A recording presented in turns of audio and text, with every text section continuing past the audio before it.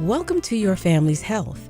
This is Dr. Jeanine Cook-Gerard, and I'm here with Giovanni Petit-Frere, a master's prepared nursing student, and we're from the nursing department here at Nassau Community College. Your Family's Health is a program that focuses on healthcare issues and resources available here in Nassau County. On the show, we will be speaking to experts from around the country to keep you up to date on healthcare issues and trends. Today, we'll be speaking to Dr. Marc Taczanowski, and we will be speaking about sports injuries. So if you want to know more about how to stay healthy in Nassau County, stay tuned for the next half hour to the voice of Nassau Community College, 90.3 WHPC. Welcome to the show. Can I call you Dr. Marc? Sure. Welcome to the show. We're just talking today about sports injury. Can you tell us a little bit about your bio, who you are? Sure. Well, I am a chiropractor, first and foremost, but after getting into the profession, I decided I wanted to follow a sports medicine track. So that's pretty much what my wife and myself did. We practiced together. We've been practicing since 2004. And in doing our sports medicine track, I learned of some of the opportunities available to sports chiropractors, one of them being working with the Olympic team. And once I learned about that, I decided that I wanted to pursue it. So I did everything I needed to do as far as filling up my prerequisites and volunteering, working with Olympic athletes, and then, obviously hoping to get the nod to go to an Olympic Games at one point. Is your wife also a chiropractor? She is also a sports chiropractor. We're both actually sports diplomates. So in other professions, you may be a fellow in a particular specialty. In our profession, the diplomate in sports medicine is the highest level of education that you can receive, postgraduate education that you can receive in our particular specialty of sports. So how long did you work for the Olympics? I started with them in 2009. That was when I first received my letter stating that I was accepted into the program. And I went out to Chula Vista, California for my first 2-week rotation. When you're there, you get to work with, whatever athletes happened to be there at the time. I was working with, believe it or not, BMX athletes, beach volleyball athletes, field hockey, track and field. And after you're done with your 2-week rotation, then you're evaluated by all the athletes, the coaches, the trainers. And if you pass muster, if you're satisfactory, then they say, yes, we like this person. They can continue on in the program, and then you get called to do additional events, possibly cover other USOC clinics, and that's pretty much how I got started. Okay, so what type of treatments do you provide? So we do the traditional chiropractic care, but that's the smallest portion of what we do. We do a lot of soft tissue work, including active release technique and the Graston technique. We do all different kinds of taping techniques. We also provide, we do the muscle activation technique and neurokinetic therapy, which essentially identify muscle weaknesses more than anything. And so we do our prescriptive exercises and corrective exercises, therapeutic exercises, you can call them, based off of specific analysis. We don't just do arbitrary exercises because they fit into a certain mold for, let's say, like a tennis elbow. We're going to test all the muscles that relate to tennis elbow, find out which ones the patient has to specifically do. And oftentimes the exercises are not even near the elbow. They may be in the shoulder, or they may be in the wrist or the forearm. So those are the kinds of things that we do. So it's a very tailored program to each individual. So you talked about various sports that you're on the ground in the Olympics, and you're there just waiting. Where are you during the Olympic Games? Where are you stationed? So I went to the 2014 Games in Sochi, Russia, and I am designated the team that I was with, which is specifically bobsled and skeleton. That's one team. So although I was with that team, when there's downtime with that team, I'm pretty much hanging out at the satellite clinic waiting for anybody to come in to get treated. So I worked with every sport that you can imagine that was taking place in I'm going to call it my cluster. So there were 3 different locations. There was a coastal cluster, a mountain cluster, and an endurance cluster. So I was stationed because of my sport at the mountain cluster. So anything that was taking place there, I could cover those events. So when an injury occurs during the Olympics, something like the Olympic Games, you're there. Is it a triage situation where you're taking the athlete all out of the games and you're providing care for the athlete? And what exactly is this emergency kind of medicine that you're doing, or is just pretty much more muscular kind of skeletal kind of interventions that you're providing? It's actually all of the above. So as a sports diplomate, we are taught a lot of emergency procedures. So we do a lot of sideline evaluation of injuries, and we do a lot of return to play decisions. An example of something which I thought was pretty interesting, and it kind of lets people know the gravity of some of the decisions that a sports medicine person has to make, is before the Olympic Games, probably about 2 weeks before, I was working with them, and we were in St. Moritz, Switzerland. One of the athletes, one of the pilots, actually wound up dumping the sled, and because he dumped the sled, he wound up getting concussed. So we were running him through the concussion protocols. We were assessing him as far as return to play. We didn't let him compete the following week. Because of our decision to not let him compete, our third sled didn't accrue enough points in order to actually make the Olympic team. So essentially, because of our decision, 4 guys did not get to go to the Olympics. Now, that's not an easy decision to make. But again, it's all about athlete safety more than anything. It's very life-changing. So pretty much. Yeah. So when you're I know that you run an office. Your office, how does it make your practice different than other practices? First, I think what I'm realizing more and more, because whenever patients come into our office and they, I guess, have been to other offices for other treatments, and that can be either chiropractic, physical therapy, massage therapy, it doesn't really matter. When they come to our office, they, first of all, notice that our treatments are different. It's one-on-one. We don't stage patients like a lot of offices do. You're going to be sitting on some kind of therapy for a while, go do that exercise for a while. The entire time that you're in our office, which is minimum half an hour, is going to be face-to-face with a doctor or a therapist. We do not, like I said, stage patients. And that, I believe, it doesn't maximize revenue, but it maximizes patient care. And I think that that's what's missing in healthcare these days is that one-on-one time. I don't feel like I can do a better job in a shorter amount of time. I think the minimum I need is half an hour, and I typically run over that. So sometimes we'll even schedule patients for an hour. I make sure I give them a lot of information. I try to educate them as much as possible on things that they can do so that way they can be more self-sufficient and they need our services less. That's probably refreshing for somebody to hear, too, especially coming from a chiropractor. But that's the idea in healthcare. Teach the patient how to make themselves feel better so that way they don't have to rely on other practitioners. So with the athlete, I'm sure that you, as a chiropractor, you see a lot of athletes, but how about the every common day individual who is in the home or in the community who has a sprain or strain?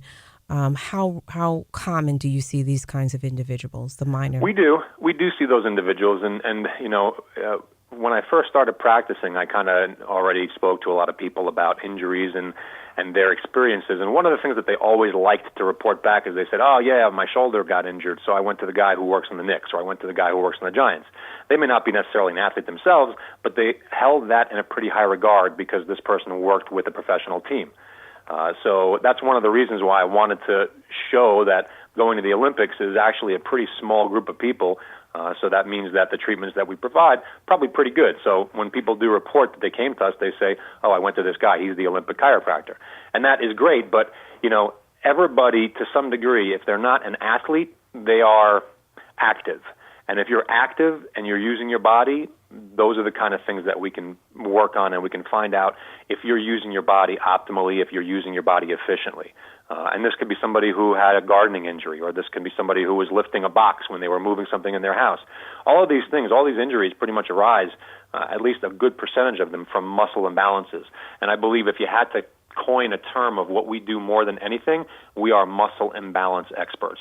We find out which muscles are pulling too much, which muscles are not pulling enough. We educate, we do the soft tissue work on what needs to be done. We strengthen the muscles that need to be strengthened, and that's what rebalances the system. So rarely do patients have to come back in complaining of the same issue over and over again. They can come in with a new issue because it was never addressed, but if they come in for the same issue over and over again, it means that we didn't do a good job.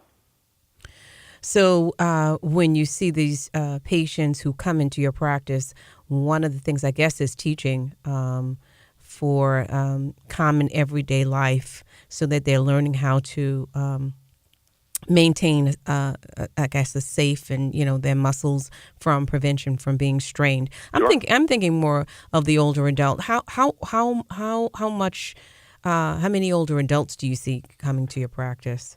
We see a fair amount. In fact, we have one gentleman who refers to us. He's a medical doctor, and he's probably in his 80s, easily in his 80s. So he has a lot of older clients as well. But you know what? They probably respond better even than the athletes because they don't have any preconceived notions of strength. They know that they're probably weak because they don't do as much training as the younger generations.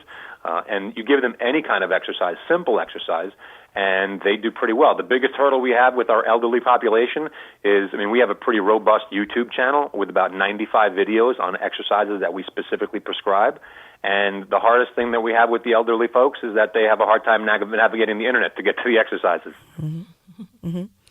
And so do you find that the older adult is less resilient in terms of getting back into their activities of life, or the young person is more resilient? Do you see differences at all? You know what? I don't know that there's necessarily a correlation between age and resiliency as far as we're concerned. We've had 50-year-old patients who are non-compliant with the exercises who didn't get great results, and we've had 8-year-old patients who, with their parents' assistance, cracking the whip essentially, made them do the exercises that we thought were necessary, and they did great with the system. So I don't know if it's necessarily, age-dependent. Mm-hmm. So I often wondered with the individual athletes in the Olympic game, is there what happens with that athlete who has really had a lot of damage done because of a particular event? Are they ever not able to compete any longer? What is the extent? Do you say that there is no injury that cannot be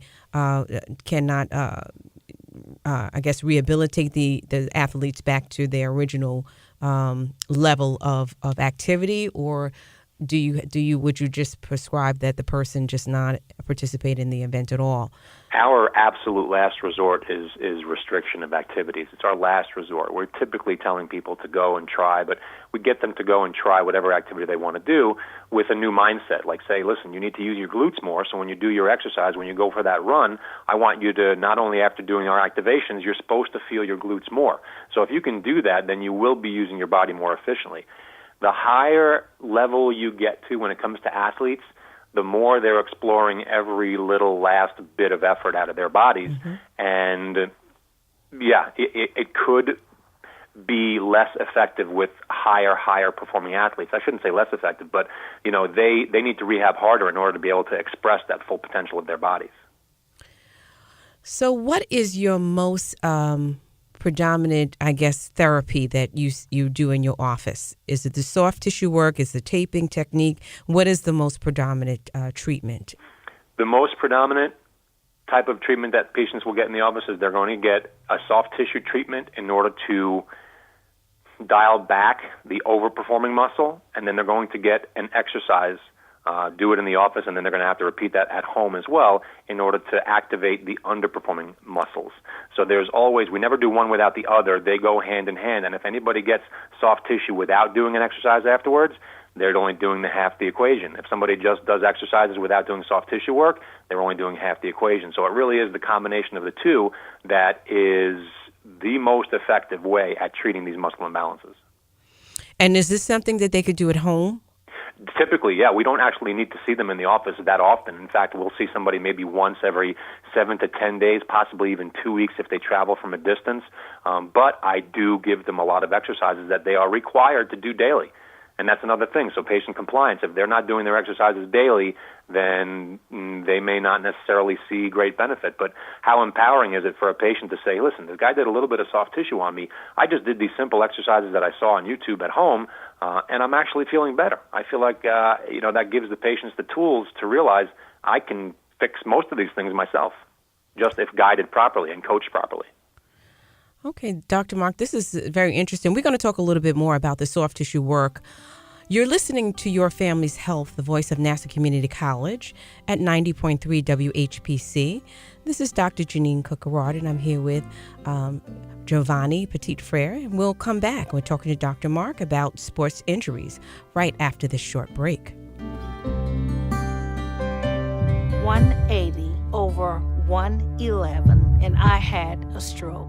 When I woke up, I couldn't speak or walk. 145 over 92, and then I had a heart attack. 182 over 100, and I had a heart attack and a cardiac arrest, and then a stroke. Everything changed. It felt like my life was over. This is what high blood pressure sounds like. You might not feel its symptoms, but the results from a heart attack or stroke are far from invisible or silent. 150 over 90, and I had a stroke. If I would have followed a treatment plan, I would not be in this situation. 180 over 110, and I had a stroke. And I'm 33, so I never see this coming. If you've come off your treatment plan, get back on it, or talk with your doctor to create an exercise, diet, and medication plan that works for you. Go to loweryourhbp.org. Head to toe, everything's changed. Head to toe. Brought to you by the American Heart Association, American Medical Association, and the Ad Council. 90.3 WHPC.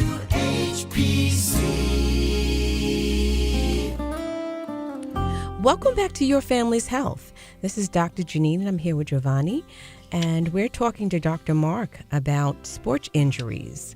Welcome back, Dr. Marc. Thanks for having me again. And you left off talking about some soft tissue work. Yes. Illustrate that for me. What does that look like? So one is called the active release technique, which has gained a lot of popularity, first and foremost amongst the triathlon community and the running community.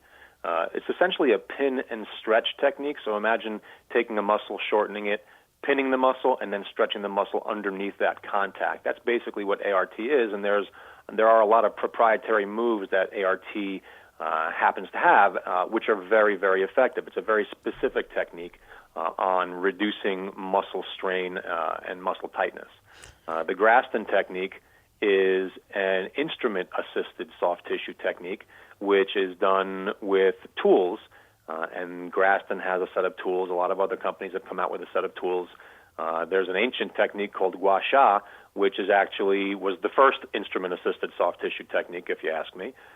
So they all work really well. They are more, I would say, non-specific, possibly even a little bit more aggressive, but really it's more of a patient preference thing or a doctor preference thing. If I'm working on somebody's piriformis specifically, then the Graston technique doesn't work very well because it has to be done skin on skin, and not many people are willing to expose that area to get treated. Mm-hmm. So I would use ART over shorts or over pants in order to get that muscle stretched out and dug out. But let's say for a tennis elbow, I might be doing the Graston technique, which uses an emollient, and then I use the tool, and I actually do a lot of scraping up and down that arm. It's a very, very, very aggressive soft tissue technique, but very effective as well. So do you incorporate the application of heat or ice with sports injury, or is that something that you really are using the work of the soft tissue manipulation? So heat and ice can feel good. I mean, heat, and that's another discussion. I probably could take an hour on that. But, people say ice is good for initial injuries, and that is the case. I mean, the debate still rages on, and probably in 5 years it's going to switch again. Heat essentially brings more blood flow to the area. Ice doesn't reduce blood flow. Ice is not an anti-inflammatory. Ice, however, is an anesthetic. Yes, so if you want to just numb the area, ice is great. If you want to soothe the area, heat is great. So I've seen many different research papers on each side touting the benefits of their claims, but you know what? I don't know that either of them do a whole lot. So one of the things that I tell patients is that, heat, stim, ice, all those kind of things, I don't know if they give long-term effects. I think that stuff, if you want to do ice or heat at home, you can do that. But when you're coming to a doctor's office to spend the money on coming to a doctor, whether it's insurance-based or cash-based, I don't know if I want the guy putting heat or ice on me. It's something I can do at home pretty easily. So I want you to teach me stuff. I want you to dig stuff out, and I pretty much want you to do things that I can't do for myself. Mm-hmm. Mm-hmm. So no, we don't do a lot of heat or ice in the office. Occasionally, if somebody requests it, yeah, we'll do it, but it's not going to be something we recommend. So this sounds like a lot of manipulation with the soft tissue work and the techniques that you described. Do you ever give the patient, medicate the patient for pain prior to these kinds of therapies? Because I can imagine it's very painful. You know what? I don't know. I say aggressive, and I don't know if painful is a good word. It is, we explore the upper ranges of the patient's tolerance. That's the best way to put it. Mm-hmm. If somebody says, all right, that's it, get off me, this is impossible, then obviously we scale it back a little bit. But we say, all right, how much can you tolerate? How much can you can you accept? And it has to be something that they are at the upper ranges of or lower ranges of comfortable with. Mm-hmm. I say that it's the best way to describe it is it's a little bit annoying, but it's not unbearable. Because you want to push them to their limit to get that muscle back to its working or original condition. Exactly. And I think after a little bit of time, then even like the second session, they know what to expect now, so they tolerate a lot more. You know, so the second session doesn't seem as extraordinary as the first one because they already know what discomfort level they're going to have, and we can actually even explore a little bit higher on that second session. But rarely do we need to have, many more sessions than that. We always have like a 3-visit promise. And if we don't make significant change in 3 visits, we're usually sending the patient elsewhere. Oh, so that kind of answers how long the therapy is. It's usually 3 visits. In order to see a nice change. If we're making great progress at 3 visits and we're not done yet, we might have a couple more visits to go. But if we've struck out in 3 visits, because if somebody comes in and they don't get relief the first time, we're going to try different things the second time. That kind of makes sense. If that doesn't work, we're going to try different things the third time, and then that usually exhausts our armamentarium. At that point, we probably will not have any more ideas, so we're going to refer them elsewhere. Mm-hmm. I don't like when I hear of patients going to a facility. Excuse me, I know I'm getting another call. So another facility, and they get the same treatment done for 3 months, and all of a sudden they start feeling better, and I think to myself, well, did the time that elapsed make them feel better, or was it that same treatment that they had done 3 times a week for 3 months made them feel better? It's kind of hard to say. Right. This brings up another question. Is it are some people more predisposed to muscle injury than others because some people's muscles are just tight because of maybe stress or maybe just a predisposition for muscles being stretched in certain areas? Or how would you classify that? Or I'm going to probably give you a PC answer on that. The answer is yes and no. The one thing that I don't believe in is that I don't believe that there's a hereditary predisposition to have certain muscles that are tighter than others. I believe that the pattern to have those tight muscles may exist, but the pattern can be broken when the patient is taught how to effectively use their structures. With that being said, somebody who, let's say, sits at a desk for 8 hours a day, then sits and commutes for an additional 2 to 3 hours a day, then sits at home, watches TV, sits at home, has dinner, and then goes to bed, I think to myself, all right, now that's setting up a perfect scenario where this person doesn't use their butt and their hamstrings well. They essentially can go dormant. So are they going to be predisposed to have certain structures that are tight? Absolutely. Again, it's undoable, it's fixable, but that person has to do certain things during the week in order to reduce the rigors of that stagnant position that they were in for, countless hours over the course of a week. So desk jockeys are unfortunately, they are prone to having a lot of back, glute, hamstring issues, plantar fasciitis, etc. Mm-hmm. So what are your thoughts on traditional physical therapy or chiropractic that are effective? Being in the profession now, I graduated in 1996, so that's a long time, right? 22 years.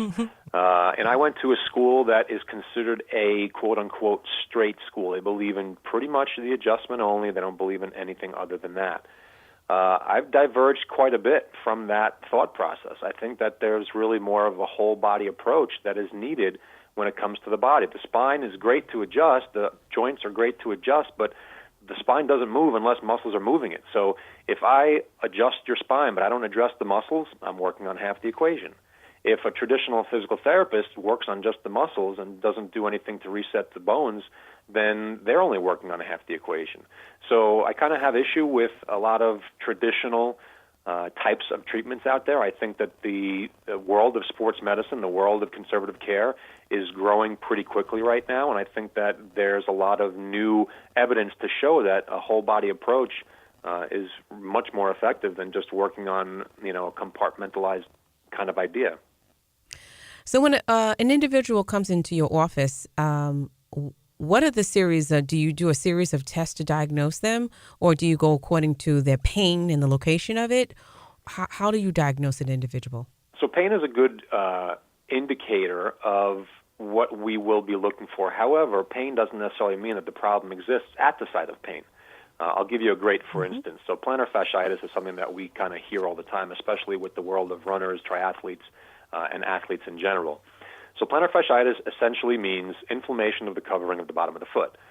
So that's great. So now if you just know that, and that's another thing about just a diagnosis in general, kind of names the area and tells you where it is.